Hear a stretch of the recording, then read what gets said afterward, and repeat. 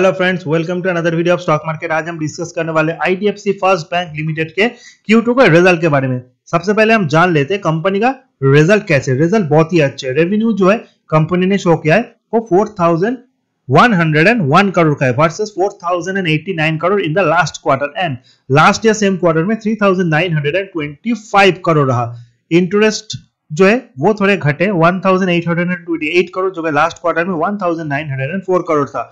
But जो profit before tax का figure है वो बहुत ही अच्छा है, वो है 218 करोड़ का प्रॉफिट जो कि लास्ट क्वार्टर में 877 करोड़ का लॉस था। लास्ट ईयर सेम क्वार्टर में 126 करोड़ का प्रॉफिट बैंक ने शो किया था। ना नेट प्रॉफिट के फिगर में आते, अगर हम टोटल स्टैंडअलोन नेट प्रॉफिट देखें वो 152 करोड़ है। लास्ट क्वार्टर में नेगेटिव 630 करोड़ था and last year same quarter में 101 करोड़ था। सबसे इंपॉर्टेंट जो फैक्टर है वो है एसेट क्वालिटी। जो ग्रॉस एनपीए वो 4.61% से 4.27% रहा एंड जो नेट एनपीए है 2.32% से 2.09% रहा। नाउ किसी पर्टिकुलर बैंक का प्रॉफिट बढ़ता है एंड एसेट क्वालिटी का सुधरता है, उसे हम बहुत ही पॉजिटिव मानेंगे।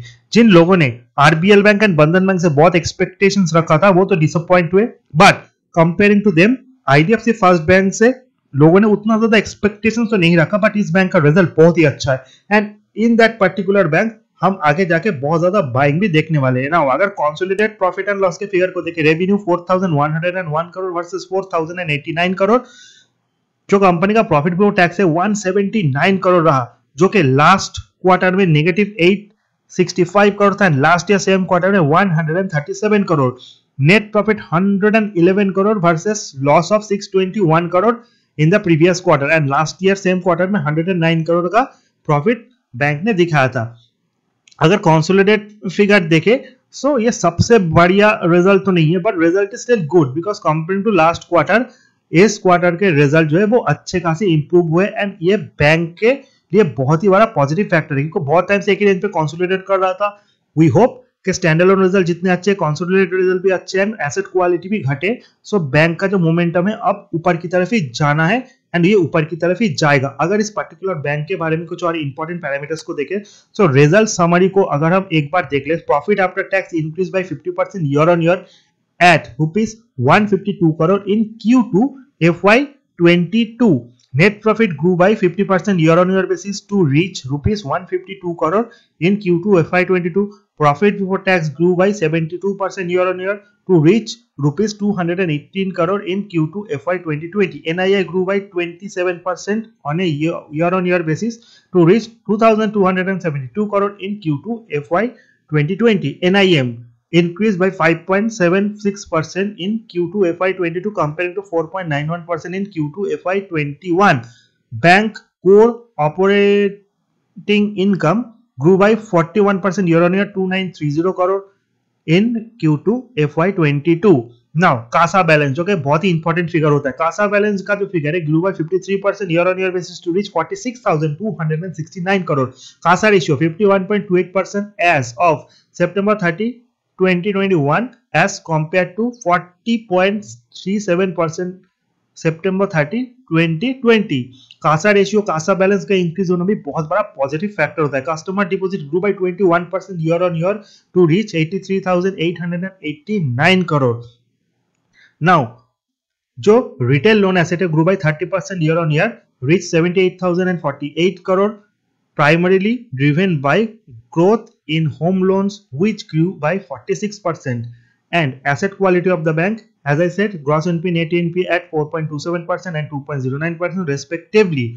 Retail asset quality, gross NPA and net NPA 3.45% and 1.66% respectively. Capital adequacy ratio strong 15.60 with CET1 ratio at 14.85%. Average liquidity coverage ratio strong at 174% of Q2 FY22. ये था summary. तो ओवरऑल रिजल्ट बहुत ही अच्छे।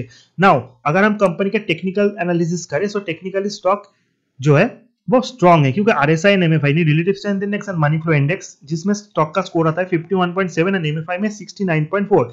70 के ऊपर stock overbought होता है, 30 के नीचे ओवरसोल्ड। सो RSI में ओवरबॉट एंड ओवरसोल्ड जोन के बीच में, MFI इंडेक्स में स्टॉक ऑलमोस्ट ओवरबॉट है, बट यहां से भी बहुत ऊपर की तरफ स्टॉक जाएगा। रिटर्न देखे 1 वीक में नेगेटिव 1%, 1 मंथ में 2.48%, 3 मंथ में 4.72% नेगेटिव एंड 6 मंथ में negative 10%.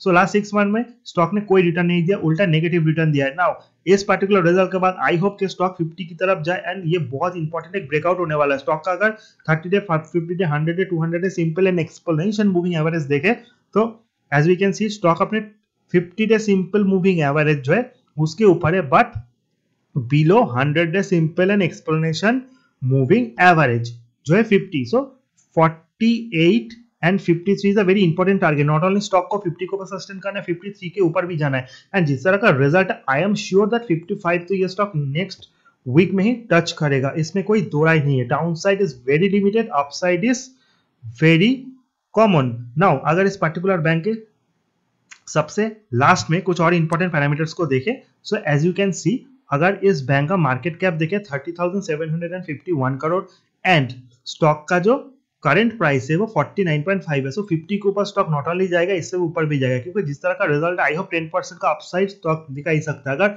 RBL bank negative result पे 10% गिर सकता है, तो अच्छे रिजल्ट में ये स्टॉक 10% ऊपर भी जा सकता है. सो आपको ध्यान रखना है 55 के लेवल को. अगर इस स्टॉक 53 के ऊपर जाता है, सो 55 is the next resistance and आगे वाले टाइम ये स्टॉक आपको अच्छा खासा रिटर्न देगा, because capital adequacy ratio, net interest margin से लेके सारे जो फिगर से एनपीए वो इंप्रूव हुए हैं. नाउ अगर इस पर्टिकुलर स्टॉक के हम थोड़ा बहुत चार्ट को भी एनालिसिस करें, so as you can see from in the last 1 month इस पर्टिकुलर स्टॉक ने बहुत ही अच्छा मूवमेंट किया है, जिसमें ऑलमोस्ट 53 का स्टॉक ने हाई भी मारा एंड एट दैट मोमेंट वो 50 के रेंज पे कंसोलिडेट कर रहा है. So there is a bottom 46 to 50, this is a range and we hope कि बहुत अच्छा ब्रेकआउट आएगा जो स्टॉक के प्राइस को ऊपर की तरफ पुश करेगा. ये था आईडीएफसी बैंक को लेकर मेरा एक short term analysis video. Informative अच्छा लगे चैनल को लाइक सब्सक्राइब और शेयर करना बिल्कुल मत भूलिए.